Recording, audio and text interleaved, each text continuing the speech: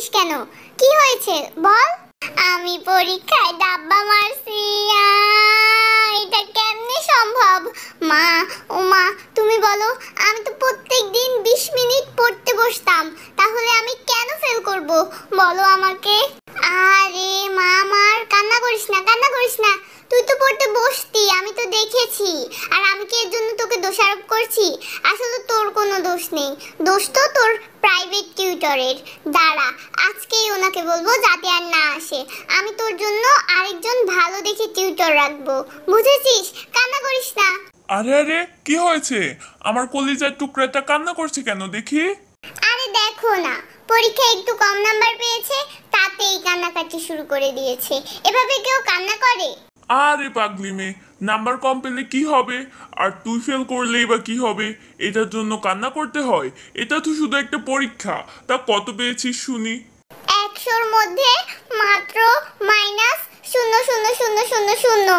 Teacher বলেছে যদি এর থেকেও কম কিছু থাকতো তাহলে আমাকে সেটাই দিত।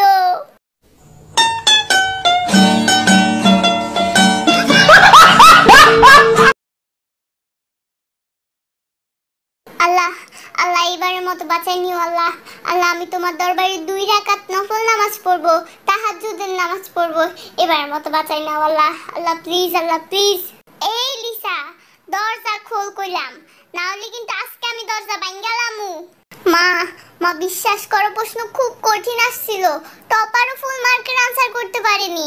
আমার কোনো দোষ নাই মা, মা এবারের মতো মাফ কইরা দাও মা। মা তুমি আমার ভালো মা না, মা এবারের মতো মাফ কইরা দাও।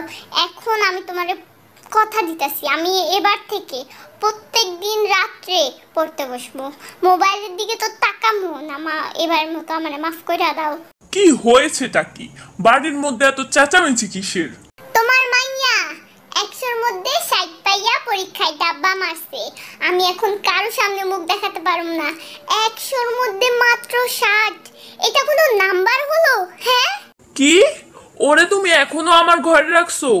ওরে তুমি এখনো কবর দাও নাই? ওরে আমার গর্তে বাইট করো। ওর জন্য আমার বাড়ির ভাত আসে নাই। ওরে এক্ষুনি বলো আমার গর্তে বাইট হয়ে যাইতে। ওই যদি আজকে আমার সামনে পড়ে আমি ওরে জিন্দা কবর দিয়ালাম কইলাম, জিন্দা কবর দিয়ালাম। ওরে আমার গর্তে বাইট করো। দাঁড়াও, আগে ওর চামড়া দিয়ে ডুগডুগি বাজামু, তারপর না ওরে কবর দিমু।